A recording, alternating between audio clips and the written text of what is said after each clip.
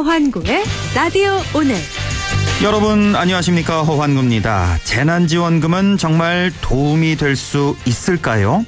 정부의 긴급재난지원금 전 국민 지급 결정 이전에 이미 전 도민에게 재난지원금을 지급한 경기도의 성과가 주목을 받고 있습니다. 경기도 재난기본소득은 복지정책이 아닌 경제정책입니다. 사용기간이 제한된 지역화폐로 지급함으로써 전통시장과 골목상권에 자금이 흐르고 소상공인과 영세 자영업자들의 매출을 늘려서 경제순환을 되살리는 마중물이 되도록 설계했습니다. 네, 들으신 대로 이재명 경기지사는 재난소득은 복지정책이 아니라 경제정책이다, 이런 얘기를 하면서 차별 없는 지급을 강조했죠. 경기도민 모두에게 1인당 10만 원씩 지급했는데요. 경기도에 따르면 이달 15일부터 22일까지 일주일 동안 재난소득 사용액이 총 806억 원이 넘습니다. 비교적 빠른 속도로 돈이 지역 상권에 돌고 있다는 건데요. 지역 영세업자들의 숨통을 틔우는데 어느 정도 역할을 하고 있는 것으로 평가되고 있습니다. 현재 경상북도와 각 지자체에서도 긴급히 재난지원금을 지급하고 있고 또 곧 정부 지원금도 풀리게 될 텐데요. 시급히 지원이 이루어져서 효과적인 성과로 이어질 수 있기를 기대합니다. 4월 28일 화요일 라디오 오늘 광고 듣고 시작합니다. 사장님, 우리 회사도 검진이지로 바꿔주세요. 이제부터 검진 업무 검진이지 무료로 쉽지. 검진이지 직원들도 행복한 게 검진이지 무료로 쉽지. 편하네. 검진이지 건강검진 업무가 쉬워지는 무료 솔루션 검진이지. 오래 쓰는 세단기는 뭘까? 오래 쓰는 코팅기는 뭘까? 45년 사무기기 전문가니까 오래 쓰는 사무기기 하피어랜드랍니다. 맑은 공기가 집 안으로 들어오니까 청정, 나쁜 공기를 집 밖으로 내보내니까 환기. 공기청정과 환기를 동시에 하니까 청정환기. 이제 창문 닫고 환기하세요. 청정환기 시스템을 나비앤하우스에서 만나보세요. 드라이브스루 다음 손님. 기아차 주세요. 기아차 나왔습니다. 와, 얼마예요? 계산 도와드릴게요. 1년 뒤에. 네? 기아 자동차는 1년 먼저 테이크아웃이 가능합니다. 계산은 내년부터 36개월 저금리 혜택으로. 기아차 희망 플랜 365 프리. 4월 30일까지 세부 내용 홈페이지 참조. 알러지엔 지르텍. 훌쩍훌쩍 알러지엔 간질 알러지엔 애취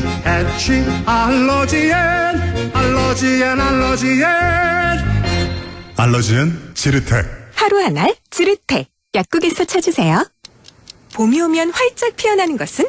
고객을 리스펙하는 쌍용자동차의 마음. 쌍용자동차 SUV 전차종 구매 시 최대 6% 할인 또는 60개월 무이자 할부 혜택이 활짝 피어납니다. 누리세요. 혜택의 계절. 4월 한 달 쌍용자동차 전 시장에서. 네, 라디오 오늘 화요일 순서 시작합니다. 일부 한 주간의 시사 이슈를 알아보는 최영일의 시사 따라잡기 준비되어 있고요. 2부 이슈 오늘에서는 건조한 봄철을 맞아 화재 위험이 높은데요. 얼마 전 대형 산불도 발생을 했지만 주택 화재 발생도 적지 않다고 합니다. 잠시 후 안동소방서 예방안전과의 박영규 과장을 연결해서 얘기 나눠보겠습니다. 이어서 각종 설문조사 결과를 갖고 우리 사회를 분석해보는 시간, 배종찬의 리서치 오늘 함께하겠습니다. 라디오 오늘 생방송 놓치신 분들 유튜브로도 다시 들으실 수 있습니다. 여러분의 많은 애청 바랍니다. 네, 시사 따라잡기 시작합니다. 최영일 시사평론가와 함께합니다. 안녕하십니까? 네, 안녕하세요. 예, 오늘 크게 한 세 가지 소식, 통합당 비대위 소식, 그리고 긴급 재난지원금 소식, 이어서 김정은 소식까지 알아볼 텐데요. 네, 다 연결돼 있네요. 예, 오늘도 저 시간이 모자랄 것 같아서요. 먼저 네네, 빨리빨리 하죠. 김정은 소식부터 네네. 좀 잠깐만 한 1, 2분 정도로 좀 정리해 주셨으면 좋겠는 게 지금 대체적으로 보면은 보수 진영에서는 뭔가 분명히 이상이 있다. 심지어 사망했다. 네네네. 뭐 이렇게까지 주장을 하고 있고 네네네. 진보 지성에서는 뭐 이상 동향이 없다 이렇게 주장을 하고 있는데 이거 어떻게 네. 봐야 될까요? 간단히. 이게 꼭 뭐 이제 어떤 정치 성향보다는요. 예. 저는 이제 정부의 공식적인 발표를 기반으로 하되 신뢰성 있는 언론을 조금 주목하면 좋겠다 하는 말씀 드리고 싶고요. 예. 이제 심지어는 이게 뇌사설, 뭐 사망설, 뭐 화장설도 이게 조금 이제 화장설은 패러디긴 못 합니다만. 들어봤는데. 예. 아니 근데 이게 SNS의 화장설 이미 화장까지 맞춰. 그리고 눌러보면 이렇게 김정은 초상화가 예. 분장산 모습으로 나와서 패러디예요. 네, 예. 그런 뭐 이제 웃지 못할 이제 뭐 억측 그리고 그 중간에 이제 식물인간설. 네. 어쨌든 수술한 건 맞다, 회복 중이다. 그런데 지금 거동은 어렵다. 뭐 오늘 이제 태구민 당선자가 네. 이제 스스로 일어서거나 뭐 걷지 못하는 상황인 것 맞는 것 같다. 뭐 하지만 뭐 생명이 위험한지는 알 수 없다. 그거는 북한에서도 최측근만 알 수 있다 이런 얘기를 했고요. 예. 미국 정부는 모르겠다 입장이고요. 우리나라 정부가 이제 원산에 있고 어떤 건강에는 이상이 없는 것 같다. 이게 우리 정부의 입장이고 예. 문제는 이 전문가들은 이렇게 봐요. 정말 최측근이 아니면 알 수 없는 상황이라 단정짓기 그렇죠. 어려운데 예. 뭐 이 4월 15일 태양절에 안 나온 건 분명히 이상하고 그 이후에 이렇게 여러 가지 위독설이 나오는데도 반응을 내지 않고 있다. 이건 이제 이례적인 일이죠. 예. 그런데 우리 정부는 북한의 이제 신호 분석을 해봤을 때 예. 보통 최고 지도자가 북한 같은 체제에서 유고가 되면요. 네. 군통신이 폭증하든가 아하. 뭔가 전선에 이상이 있겠죠. 예. 동향이. 예. 아니면은 군통신망이 완전히 조용해지든가. 예. 둘 중에 하나여야 하는데 예. 매우 일상적이라는 거예요. 아, 그래요. 예. 그런 면이면은 이제 이 의사결정자, 최고 의사결정자에겐 큰 문제가 없다고 이제 보는 것이 옳다라는 예. 분석인데 예. 알 수 없죠. 이 가장 최근은 외교부, 이 중국 외교부의 공샹 대변인이 예. 이 의료진이 최근에 들어간 게 이 방역 물자와 의료진이 들어갔다는 걸 살짝 시사했어요. 뭐 의료진 뭐 50명 정도 갔다면서요. 네네네. 그래서 예. 이게 뭐 이 최고 지도자를 치료하러 갔다고 보기에는 너무 많은 양이라 그렇죠. 예. 진단 키트들이 갔다는 걸 오늘 살짝 인정을 했기 때문에 예. 요 대외협력부의 이 대외연락부의 이 의료진과 물자는 방역을 위한 것, 코로나19 지원일 가능성이 높아서 예. 또 이제 원산에 있는지 아니면 다른 곳에 있는데 교란 전술을 펴는 건지 며칠 더 기다려봐야 될 것 같습니다. 예. 자, 이제 통합당 얘기 좀 해봐야 되겠는데 지금 김종인 비대위 출범할지 말지 오늘 사실 좀 의결하는 날이었는데 오전에 네. 당선인 총회가 있었고요. 오후에 네네. 이제 상임 전국위원회가 정족수 미달로 무산돼서 이거 좀 미뤄지는 네. 거 아닌가 싶었는데 또 얼마 후에 바로 전국위원회를 개최해서 네. 일단 비대위원장 의결이 된 상태 이렇게 봐야 됐습니다. 되겠죠? 추인이 됐습니다. 이제 예, 여기서 예. 김종인 위원장 본인의 입장이 지금 예의주시되는 시간입니다. 예.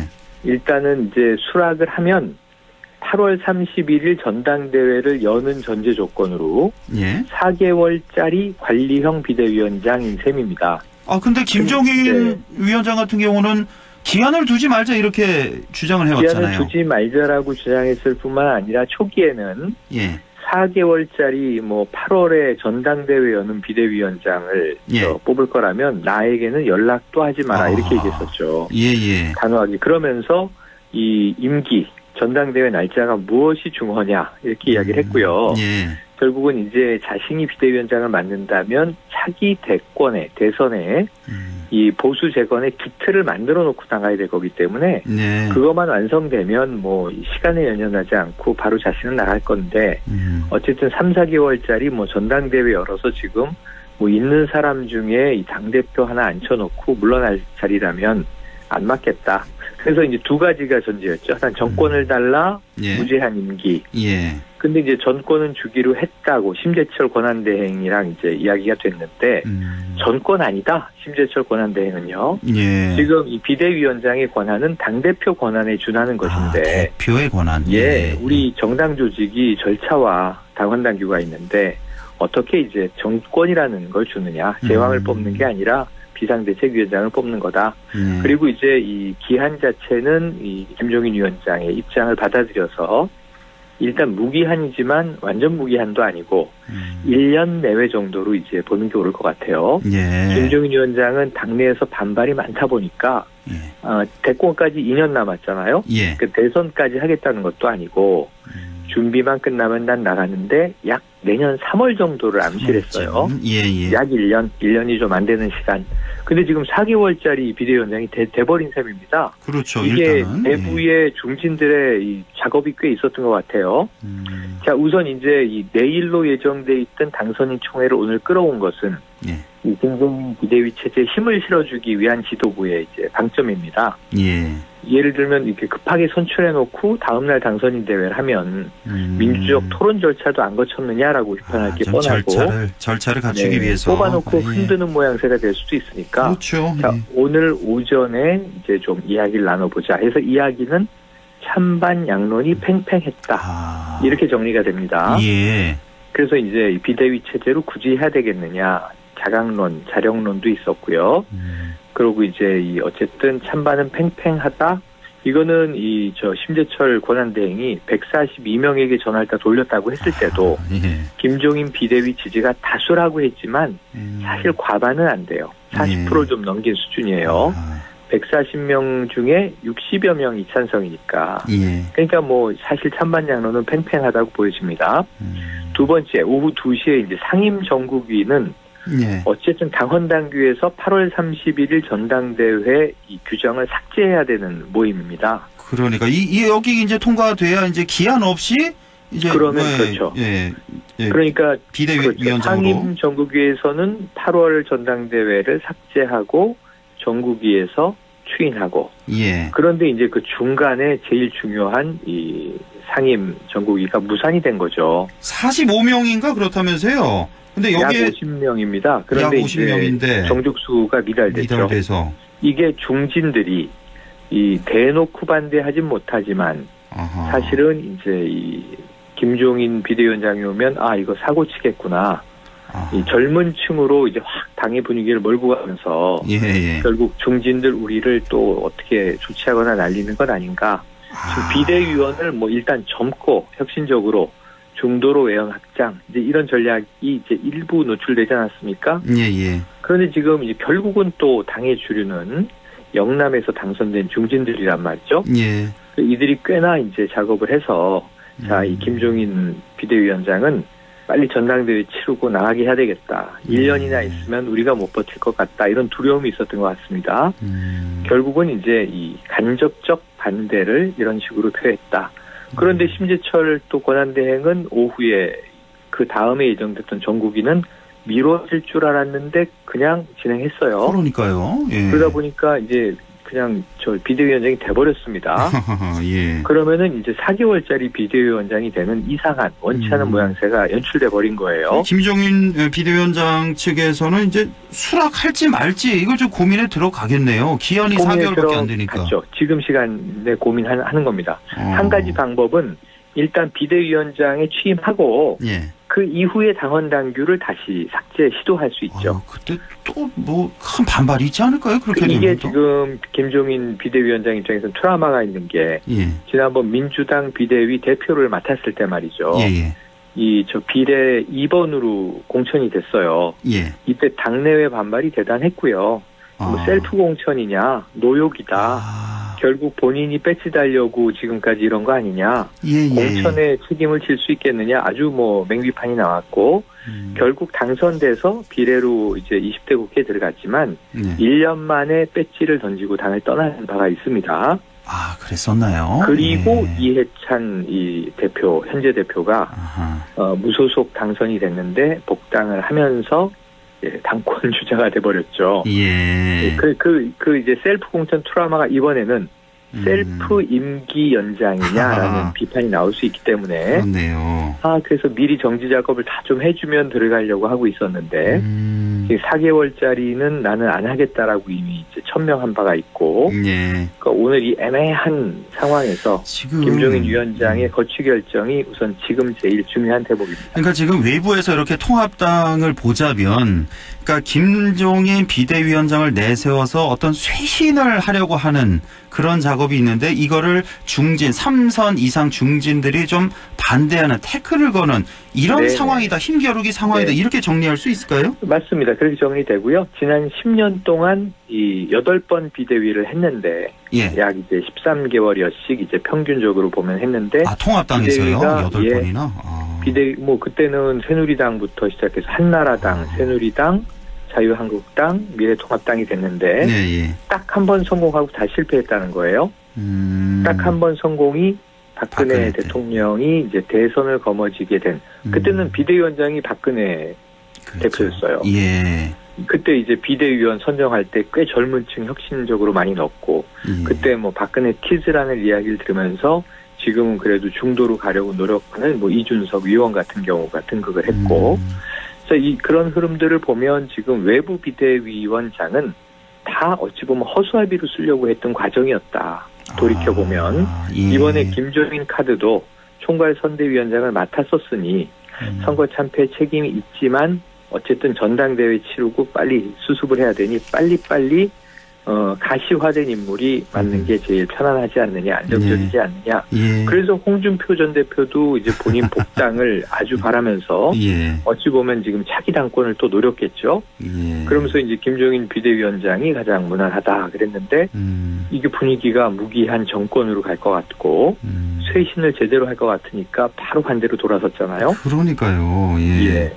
그 이런 상황에서 설전이 아주 지금 대단하던데요. 네. 지금 두 분. 설전이 부패한 비대위원장 나는 받아들일 수 없다는데 예. 사실 무소속이기 때문에 지금 남의 당 얘기죠. 냉정하게 그렇죠. 보면. 그렇죠. 예. 자신이 속해 있던 당이긴 하지만 그런데 이제 뭐 검사 시절에 자신이 뇌물죄를 이제 다 토로받았다. 네. 근데 또 김정인 위원장 측에서는 나는 홍준표 검사에게 조사받은 바가 없는데 이러면서 이제 진실 공방이 벌어져 있습니다. 예. 근데 일단 오늘 이 상황은 통합당은 또 한 번 반성이 필요한 상황이에요. 그렇죠. 당내에서 지금 조율이 안 된 게 여실히 드러나 버려서 예. 그러니까 이제 찬 김과 반 김이 또 개파격돌을 한 모양새가 됐고, 예. 내일 사설은 보나마나 통합당은 아직 정신을 못 차렸다. 그리고 결국 영남권 중진들을 조치하지 않으면 당은 미래로 가기 어렵다. 이걸 또 한번 보여준 셈이에요. 그렇죠. 예. 여러 가지 좀 안타까운 점이 있고, 이게 예. 아까 제가 연결돼 있다고 말씀드린 게 예. 오늘 통합당 상황이 내일 국회 본회의에도 영향을 줄 것 같습니다. 아, 참, 내일 본회의에서 네. 긴급 재난지원금 추경 처리해야 되는데, 그 전에 이제 오늘 예결위 심사가 있었잖아요. 이걸 맞습니다. 어떻게 잘 됐나요? 예결위 심사는? 지금 하고 있는데요. 하고 있어요. 예. 잘 됐을 리는 없죠. 왜냐하면은 지금 통합당 의원들이 뭐 이걸 마음에 콩밭에 가 있다라고 하기에는 당내 상황이 더 급박한 게 사실이니까. 그렇죠. 지금 예결위 심사를 차분하게 참여할 수 있었겠습니까? 이 현역 의원이나 예. 그러고 이제 오늘 낙선한 현역 의원들은 뭐 얼굴을 제대로 보기가 어려웠는데 예. 예결위도 조금 이게 삐그덕버그덕 이제 파행인 것 같고요. 예. 또 김재원 예결위원장인데 예. 지금 어쨌든 지금 이제 송고 심사하겠다는 거잖아요. 예. 웬만한 이야기들은 다 여야정 합의가 됐는데도 지금 1조 이제 깎기로 한 항목들을 이제 송고 심사하겠다 했으니까 이게 어찌 보면 좀 시간 끄는 요식행위로 보여질 수 있고요. 예. 지금 이제 당내 상황이 또 파행 갈등으로 지금 빠져들면서 내일 본회의가 밤 9시에 예정돼 있는데 또 이 한국당은 저 미래통합당은 지금 이 그냥 심사를 통과시키겠다는 게 아니라 예. 본회의가 열리니까 예. 법안도 통과하자는 입장인데 예. 지금 일부 이 받아라라고 이제 여당이 요구한 법안이 있는데 별 문제가 없어요. 지금 민주당도 통과시킬 것 같아요. 예. 주고받는 전략으로. 근데 문제는 그 법안이 개정안이 지금 안 올라와 있어요. 문제가 지금 심각해요. 복잡하네요. 내일 이 상황이면 김종인 비대위원장이 오늘 아마 딱 이제 당을 장악했으면 예. 내일 이 100% 전 국민 지급안은 이건 여야가 다 합의한 사항 아니냐. 그렇죠, 이미. 쿨하게 예. 통과시켜라 이렇게 될 분위기였는데 예. 지금 당 지도부가 아직도 이제 지금 어떻게 될지 모르는 상황입니다.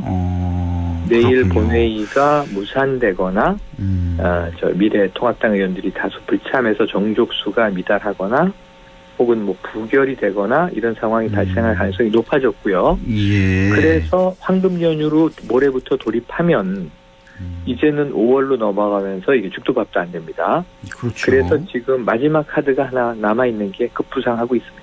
아, 그렇군요. 문재인 대통령의 긴급 재정 명령권이 그렇게까지는 발동될 가능성이 안 가는 게 좋잖아요, 그렇죠? 예, 그렇게 안 가지 가는 게 말고 좋죠. 예, 국회가 국회에서 좀 도움을 주는 게 합의해서 최고죠. 처리하는 게 좋겠고 잠시 후에 배종찬 소장과 또 얘기를 하겠는데 여론 얘기를 네네. 하겠는데 지금 여론이 완전히 좀 바뀌어서 긴급 재난지원금 그 전체 다 지급하는 거에 60% 이상 국민이 지금 동의를 하고 있거든요. 맞습니다. 그전에는 다 주는 걸로 기정사실화됐죠. 그전에는 선별적 지급 찬성하는 분들이 네. 훨씬 더 많았는데 맞습니다. 어쨌든 좀 빨리 잘 통과가 됐으면 좋겠습니다. 이번 주가 또 파란의 한 주가 되겠습니다. 예. 지켜보시죠. 지금까지 최영일 시사평론가였습니다. 고맙습니다. 네, 고맙습니다. 네, 라디오는 잠시 후 2부에서 뵙겠습니다.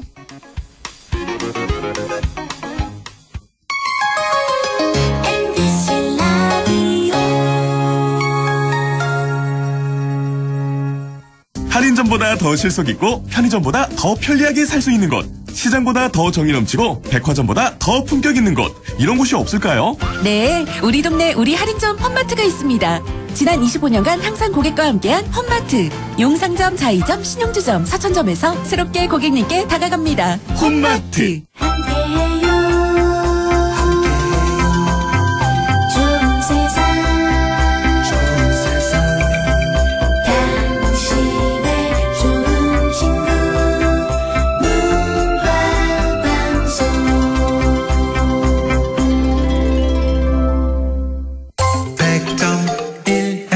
라디오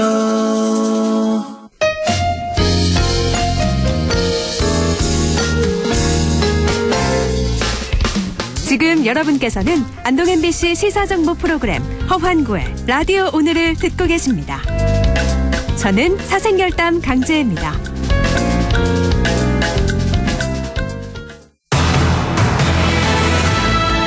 네, 6시 27분 15초 지나고 있습니다. 이슈 오늘 시작하죠. 건조한 봄철을 맞아서 화재 위험이 매우 높습니다. 얼마 전 우리 지역 안동에서 대형 산불이 발생해서 큰 피해를 남기기도 했는데요. 요즘에는 산불만이 아니라 주택 화재 사고도 증가하는 추세라고 하네요. 안동소방서 예방안전과 박영규 과장 연결해서 자세한 얘기 나눠보겠습니다. 박영규 과장님 안녕하십니까? 네, 안녕하십니까? 예, 우선 지난 금요일에 났었죠. 안동 산불 얘기부터 좀 안 여쭤볼 수가 없겠습니다. 그때 고생 많으셨죠, 과장님? 현장에도 뭐 나가 보셨겠고요, 당연히. 예, 한 3일 정도 현장에 있었습니다. 그러니까 그 현장 상황이 어땠습니까? 그때 좀 자세히 좀 말씀해 주신다면요.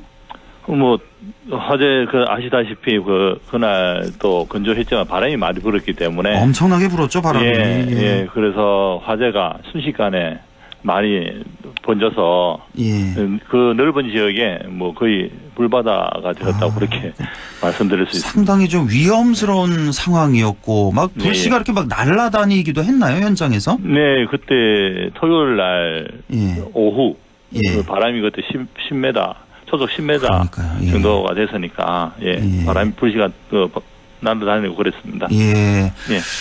그 연기가 이번에 산불 연기가 굉장히 뭐라고 해야 되나, 농도라고 해야 되나, 밀도라고 해야 되나, 굉장히 진한 그런 연기가 이렇게 발생을 했잖아요. 네. 보통 산불하고는 좀 달라 보였는데요. 제가 보기에는 예를 들어 무슨 정유 시설 같은 게 터졌을 때 불이 났을 때 나는 그런 연기 같았거든요. 네. 일반 산불 연기보다는 굉장히 진했죠, 이번에. 예, 이번에는 아무래도 규모가 크다 보니까 연기가 또 많이 진했습니다. 그래서 이 안동 지역뿐만 아니라 저 먼 지역에서도 연기가 감지됐다고 그렇게 들었습니다. 예, 이번에 이제 안동시 풍천면 남후면에서 발생한 거죠? 네, 여기서 발생했는데 굉장히 큰 산불 산림 피해가 발생한 걸로 알고 있는데 그 피해 규모가 정확히 지금 집계가 됐습니까? 예, 지금 이번 산불로 임야 한 800헥타르 네. 주택 4채, 축사 3개 등 그 건물 10개 동, 비닐하우스 4개 동과 그 돼지 한 800여 마리가 소실되었습니다. 아하, 800헥타르 정도. 축구장으로 따지면 한 1,100개 정도 되는 그 정도 면적이. 네, 맞습니다. 근데 다행히 인명피해는 없었죠? 예, 없었습니다. 이건 정말 천만다행인 거고. 네, 예. 지금 산불 발생 원인 조사 중인 걸로 알고 있는데 지금 결과가 아직 안 나왔죠? 예, 아직 안 나왔습니다. 예, 뭐 지금 뭐 농부산물 소각이나 입산자 실화, 방화 등 뭐 다양한 가능성을 두고 현재 조사 중에 있습니다. 그러니까요. 예. 예, 지금 뭐 잔불 정리는 거의 마무리된 상태. 지금 뒷불 감시 체제로 전환돼 있는 상태다. 뭐 이렇게 보도가 나가던데요. 예. 뭐 가끔씩 뭐 조금 연기가 나고 하는데 뭐 산림 당국이나 뭐 저희 소방 당국에서 적절한 대처를 해서 지금 뭐 뒷불 감시 체제로 지금 전환을 했습니다. 예, 다시 뭐 불이 나진 않겠죠? 설마? 네, 뭐 혹시나 가능성도 있습니까? 다시 살아나서? 네, 뭐 살아나더라도 신속하게 대처를 하기 때문에 그렇죠. 대형 산불로는 다시 재발하지는 않을 것 같습니다. 예, 지금 뭐 수백 명이 지금 감시 중에 있다 이런 보도를 봤는데요. 네, 예. 아유, 어쨌든 고생 참 많으셨고요. 예, 감사합니다. 오늘 얘기를 그 주택용 소방시설 얘기를 좀 해보려고 하는데, 이 주택용 소방시설 설치 촉진을 위한 릴레이 캠페인이 펼쳐지고 있다 이런 얘기가 있습니다. 마치 그 1인 시위하는 것처럼 이렇게 피켓을 들고 소방관들이 돌아가면서 캠페인 활동 중이시다는 얘기인데 이게 어떤 캠페인입니까? 네, 이번 릴레이 캠페인은 주택용 소방시설 설치를 독려하기 위해서 경북 전체 소방서에서 동일 시간대 같은 슬로건의 피켓을 가지고 1인 릴레이 방식으로 진행하는 캠페인인데요. 코로나19로 인해 대면 접촉을 최소화하기 위해 시행한 것으로서 방금 앵커님처럼 시위처럼 보여줄 수 있는데요. 역발상 방법으로 시민들의 이목을 끌 수가 있어서 홍보 효과는 더 클 것으로 예상됩니다. 이 주택용 소방시설이란 말도 좀 생소한데요. 우리 사실 주택에 소방시설이 뭐가 있을까? 소화기 정도 생각이 나는데요. 뭐 다른 게 또 있습니까? 소방시설이? 예, 주택용 소방시설은 주택 화재 경보기하고 소화기를 말하는데요. 두 가지요. 소화기는 다 아실 거고 주택 화재 경보기는 화재 발생 시에 경보음을 울려서 화재 발생을 알려주는 그런 시설입니다. 경보기 하나 더 다는 거군요, 주택에다가. 예, 그렇습니다. 간단한 거네요, 상당히. 예. 경보기, 주택 화재 경보기가 그렇게 가격도 어떻습니까? 가격 많이 비쌉니까? 2만 원, 3만 원 정도. 그거밖에 안. 2, 3만 원 정도 되는 주택 화재 경보기를 집안에 설치하자. 소화기는 많이들 있으실 것 같고 소화기를 반드시 설치하자 이런 말씀이시네요. 네. 자, 이 주택용 소방시설 설치가 필요한 이유는 무엇일까요? 저희 화재로 인해서 사망자 수는 주택 화재가 가장 많습니다. 그래서 주택 화재로 인한 인명 피해를 최소화하기 위해서 주택용 소방시설 설치가 꼭 필요한 것 같습니다. 주택에 불이 났을 때 이런 소화기라든지 경보기가 있고 없고는 상당한 차이가 나는 거죠. 예, 그렇습니다. 그렇죠? 예. 자, 지금 주택용 소방시설 설치가 현재 관련법으로는 의무가 아닌가요? 네, 의무가 맞습니다. 의무예요. 2012년 2월 5일 이후에 신정축하는 주택은 인허가 시에 주택용 소방시설을 반드시 설치하게 되어 있습니다. 2012년 2월 5일 이후에 신증축한 건물에 한해서 한해서 이제 의무인 거 맞고. 근데 이렇게 신축 주택에는 의무화돼 있는데 문제는 이제 기존 주택들 아니겠습니까? 훨씬 더 많은. 여전히 설치되지 않은 경우가 많겠어요? 예, 맞습니다.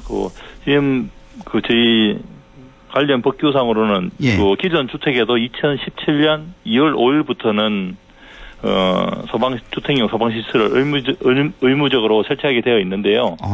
그래도 설치하지 않아도 강제할 수 있는 법 규정이 없기 때문에 아직까지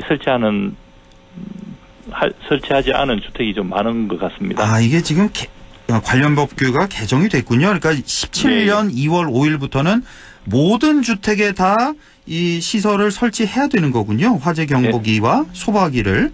예, 그렇습니다. 그렇죠. 근데 뭐 이거 강제할 수 있는 또 다른 뭐 처벌 규정이 없기 때문에 아직 설치하지 않은 주택이 많다. 이런 상황인 거고.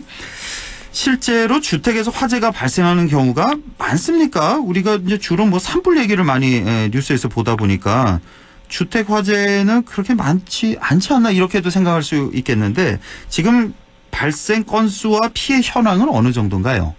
예, 뭐 최근 그 경북에서 연간 한 700여 건의 주택 화재가 발생하고 있는데요. 예.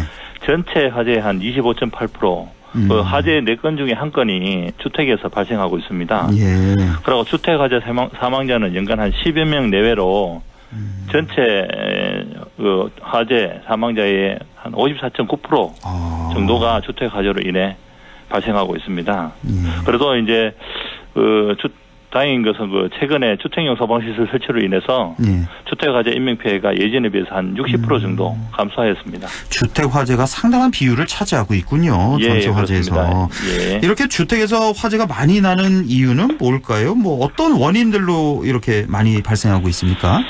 예, 주택 화재 한 약 50%가 음식물 조리나 쓰레기 소각, 난방 시에 부주의로 인해서 발생하고 있습니다. 음식물 조리할 때 많이 나고 쓰레기 소각이나 쓰레기 소각을 하는 데가 있나? 저런 시골 같은 데에서는 그렇죠. 쓰레기 소각할 때 많이 나겠고 특히 요즘에 왜 코로나19 때문에 외식보다 집밥을 선호하는 경향이 있잖아요. 그래서 아무래도 이제 집에서 조리하는 시간이 늘다 보면 그것도 좀 주택 화재가 늘어나는 원인이 될 수도 있겠네요. 뭐 확률은 좀 높아질 수 있지만 반드시 그렇지만은 않습니다. 그래서 음식물 조리 시에 주의만 기울여 주신다면은 주택 화재는 충분히 예방할 수 있습니다. 예. 집에서 이제 조리하는 도중에 화재가 발생하는 그런 위험 줄이려면 어떤 점에 주의해야 될까요? 예, 음식물 조리 시에 절대 뭐 자리를 비우시면 안 되고요. 뭐 튀김 등을 하다가 뭐 후라이팬 등에 불이 붙는 경우가 있는데 이때는 불을 끄기 위해서 물을 사용하면 안 되고 젖은 수건이나 뚜껑 등으로 이렇게 덮어주셔야 됩니다.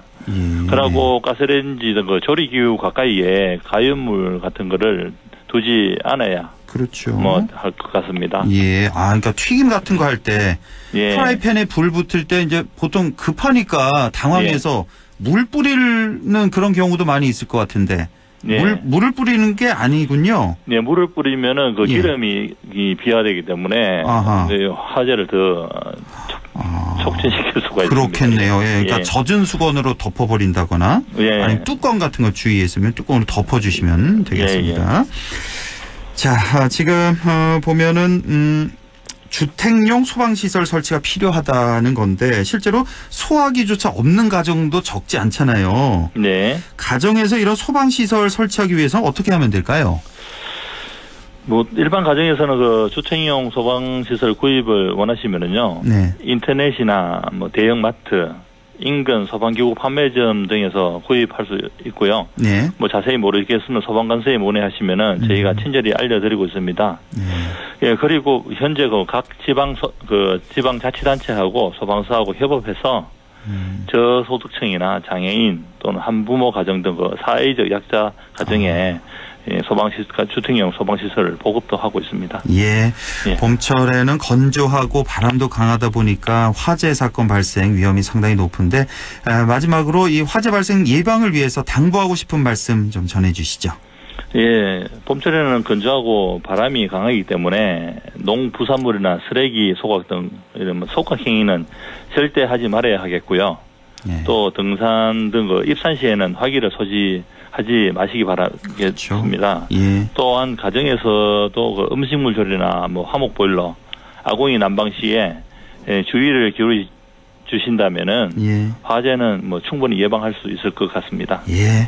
자, 오늘 이렇게 말씀 나눠봤는데요. 각 가정의 모든 가정은 기본적으로 소화기와 또 화재 경보기 꼭 좀 설치하시기 바랍니다.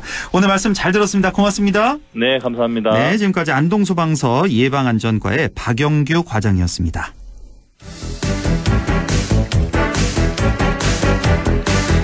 네, 리서치 오늘 시작합니다. 오늘도 인사이트 K 배종찬 소장과 함께합니다. 소장님 안녕하십니까? 안녕하십니까. 배종찬 소장입니다. 예, 오늘도 역시 대통령 지지율부터 보겠습니다. 요즘 뉴스에서 계속해서 대통령 지지율 쑥쑥 올라가고 있다는 소식 듣고 있는데 오늘 좀 자세히 좀 알아보죠. 어느 정도 올라갔습니까? 네, 문재인 대통령의 국정수행평가 지지율이 올 들어 최고치를 계속해서 갱신하고 있습니다. 비슷한 시기에 실시된 조사에서 거의 공통된 결과로 나타나고 있는데요. 네. 리얼미터가 YTN 의뢰로 지난 20일부터 24일까지 실시한 조사였습니다. 전국 2,524명, 무선 전화 면접 및 유무선 RDD 자동응답 조사였고요. 표본 오차 95% 신뢰 수준 플러스 마이너스 2.0%포인트, 응답률 4.5%, 자세한 사항은 중앙선거여론조사 심의위원회 홈페이지에서 확인 가능합니다. 네. 문재인 대통령의 이 국정 수행에 대해서 물어보았는데요. 잘하고 있다는 긍정평가 63.7%, 예. 잘 못하고 있다가 32.4%로 나타났습니다. 참, 총선 네. 결과도 반영이 됐겠고요. 이 코로나19 평가에 따른 긍정적인 평가 편성 효과로 분석됩니다. 어마어마한 지지율 아닙니까? 지금 만 3년 돼 가는 거잖아요. 5월에 출범했으니까 대통령 취임한 지 만 3년, 이제 4년차 지나고 4년 있는데. 차이고, 역대 임기 4년 차에 60% 중반에 가까운 이런 지지율이 나왔던 예는 87년 직선제 개헌 이후에 없는 것으로 알고 있습니다. 한 번도 없었나요? 그동안에? 네. 와, 정말 대단하네요. 예. 그러니까 60%라는 지지율이 대통령의 임기 초반에 우리가 허니문 랠리라고 해서 나올 수 있는 지지율이지. 그렇습니다. 예. 네, 임기 중반에 뭐 50%대 지지율이 나오기는 한 적도 있기는 합니다. 예. 하지만 이처럼 60%대 그것도 부정평가와 한 30%포인트 가까이 차이가 나는 경우는 없던 걸로 알고 있습니다. 이 반대의 경우는 우리가 좀 종종 보게 되는데, 그렇죠? 그렇죠. 취임 초기에는 대통령은 긍정평가가 한 30%대, 부정이 60%대가 나와서 그래서 우리가 임기 후반기에 치러지는 대통령 임기 후반기에 치러지는 선거는 주로 정권 심판 성격이 강하다라고 이야기를 해왔었죠. 예. 취임 초기에는 뭐 70%, 80% 갔던 기억도 나고요. 그렇죠. 예. 그런데 어쨌든 뭐 엄청난 고공행진을 하고 있는 대통령 지지율. 역시 가장 근본적인 이유 코로나19를 빼놓을 수 없을 것 같습니다. 역시 투명하게 대응했다. 적극적으로 했다. 최선을 다했다. 이거 아니겠습니까? 잘했다는 평가를 받는 것이거든요. 그래서 코로나19가 모든 이슈를 다 빨아들이는 블랙홀이 됐거든요. 이 코로나19 대응 잘하고 했다는 평가가 대통령의 지지율이 이렇게 치솟고 있는 가장 큰 이유이기도 한데 또 한편으로는 최근에는 이제 총선이 있었기 때문에 총선에서 여당이 압승한 그 압승의 배경도 사실은 높은 대통령 지지율로 우리가 분석을 하고 있습니다만 이것이 이 같이 동시에 작동되면서 대통령 지지율 상승 효과로 추가적으로 이어진 모습인데요. 일종의 총선 승리에 따라고 하는 컨벤션 효과도 지속적으로 계속 작동하고 있어서 대통령 지지율 60%대 중반에 가까운 수치까지도 끌어올려졌습니다. 그러니까 이 코로나 대응을 다른 나라도 똑같이 다 잘하면 이렇게 빛이 나지 않는데 우리나라만 유독 정말 비교될 정도로 잘하니까 이렇게 지지율이 상승한다라고 볼 수가 있겠고 그러니까요. 이제 어느 정도 코로나 방역은 거의 이제 완성 단계 가고 있는 중인 것 같은데 사실 경제가 문제가 아니겠습니까? 지금 뭐 정부 여당에서 최선의 대책을 내놓고는 있는데 이거 경제 살리기에만 올인하자니 또 방역이 또 언제 터질지 모르는 거고 방역이 걱정되고 참 이걸 정말 잘해야 될 것 같습니다. 이제부터 시작인 것 같아요. 안심할 수는 없는 거죠. 그렇습니다. 자, 이번에 정당 지지율을 볼 텐데 대통령 지지율과 항상 연동되는 그런 모습을 꾸준히 보아왔습니다. 이번에도 그 법칙이 적용이 됐나요? 법칙은 어긋나지 않았습니다. 아, 그래요? 이 대통령 지지율이 올라가면 여당인 더불어민주당 지지율도 올라간다고 말씀을 드린 바가 있었는데요. 더불어민주당 지지율이 50%를 돌파했습니다. 그래요? 총선 승리 효과가 반영된 것으로 풀이할 수 있겠는데 더불어민주당 52.6%, 미래통합당 28.2%, 정의당 5.2%, 열린민주당 3.3%, 국민의당 3.1%, 민생당 1.2%이고 지지정당이 없다는 무당층 선거가 끝났음에도 불구하고 4.5%로 더 줄어들었습니다. 그러니까 그래요? 중도층까지도 더불어민주당 지지로 이어졌다고 볼 수 있겠는데요. 예. 대통령 지지율이 올라가면 여당의 지지도 올라간다는 공식을 설명드린 바가 있는데 예. 이번에도 어긋나지는 않았습니다. 동반 상승하는 효과였고요. 코로나19 국면과 더불어서 당분간 이런 공식은 지속될 것으로 분석이 됩니다. 그렇군요. 우리가 정말 오랫동안 민주당은 한 40% 안팎, 통합당은 30% 안팎 이렇게 왔다 갔다 하는 모습을 봐왔는데 그 공식이 좀 깨졌군요. 민주당이 이제 50%대까지 올라갔다는 거 확인할 수가 있고. 자, 그나저나 이제 미래통합당이 총선이 끝난 이후에도 정말 계속해서 안정을 찾지 못하고 당 안팎으로 시끌시끌한데. 근데 더 중요한 건 우리가 김종인 비대위가 왜 부각되고 또 대두되는지를 알아보는 것이 더 중요할 텐데. 그렇죠. 예. 지금 현직 의원이나 당선인 중에서 당을 이끌 인물이 있다면 괜찮을 텐데 부재 상태이기 때문에 오히려 지난 선대위원장으로서의 기간은 짧았고 비대위원장에 대해서 미래통합당을 좀 더 개혁하고 혁신할 수 있는 적임자가 그래도 김종인 아니겠느냐 이런 이야기가 나오기 때문이고 그래서 중도층과 경제 이슈 부각을 노리는 상황으로 볼 수 있겠는데 또 김종인 비대위원장 내정자입니다. 70년대생과 경제 전문가로 이 정치권 판세 변화를 목표로 내세우게 됐는데 이 김종인 비대위가 정상적으로 이제 출범이 된다면 지지율이 35% 정도는 얻어내는 이것이 일종의 상징적 목표가 될 것으로 보입니다. 그렇죠. 예. 한 35% 정도는 회복을 해야 어느 정도 이제 통합당도 자리를 좀 잡아간다 이렇게 볼 수가 있겠고. 그렇죠. 그나저나 더불어민주당이 50%가 넘는 지지율이기 때문에 적어도 미래통합당을 한 35%까지 가지는 끌어올려야 그렇죠. 이 비대위가 제대로 힘을 또 받을 것으로 보입니다. 예. 자, 이번엔 긴급 재난지원금에 대한 여론조사를 좀 보겠습니다. 제 기억으로는요. 이 긴급 재난지원금 보편적 지급보다는 선별적으로 지급하자는 이 국민 여론이 더 높았다는 기억이 있거든요. 이번에는 어떻게 나타났습니까? 전 국민에게 긴급 재난지원금을 주는 것에 대한 찬성 여론이 압도적으로 높았습니다. 바뀌었네요. 왜냐하면 이게 긴급이라는 것에 또 방점이 찍힐 수밖에 없는 것이거든요. 빨리 지급이 돼야 된다. 그만큼 이 골든타임이 중요하다는 것인데 리얼미터가 YTN의 의뢰로 지난 24일 실시한 조사입니다. 전국 500명 유무선 RDD 자동응답 조사했고요. 표본 오차 95% 신뢰 수준 플러스 마이너스 4.4%포인트 응답률 6.2% 자세한 사항은 조사기관 홈페이지에서 확인 가능한데 정부와 여당은 이 코로나 긴급 재난지원금을 전 국민에게 지급하기로 결정하지 않았습니까? 이 부족한 재원은 수령 거절 등 자발적 기부로 충당하다고 밝혔는데 찬반 의견을 물어봤습니다. 찬성이 3명 중 2명 정도인 65.5%로 나타났고요. 반대는 30.1%였습니다. 예. 만약에 전 국민에게 이렇게 긴급 재난지원금을 줄 경우에 나는 수령을 하겠다. 아니다. 난 수령 안 하겠다. 이것도 좀 물어봤다면서요. 전 국민 지급에 대해서는 찬성 의견 높게 나타난 거 확인하시지 않았습니까? 수령할지 여부도 이 찬성 여론과 크게 다르지는 않았습니다. 이 앞서 말씀드렸던 대로 우리가 하위 70%냐 전 국민이냐 많이 이제 다툼도 있었는데 그럼에도 불구하고 빨리 지급돼야 된다라고 하는 이 속도 문재인 대통령도 여러 차례 강조한 속도에 국민들은 더 높은 비중을 둔 것으로 보이는데요. 수령하겠다라고 하는 의견이 지급이 될 경우에 75.3%. 그러니까 4명 중 3명은 받겠다. 이런 의견으로 나타났고요.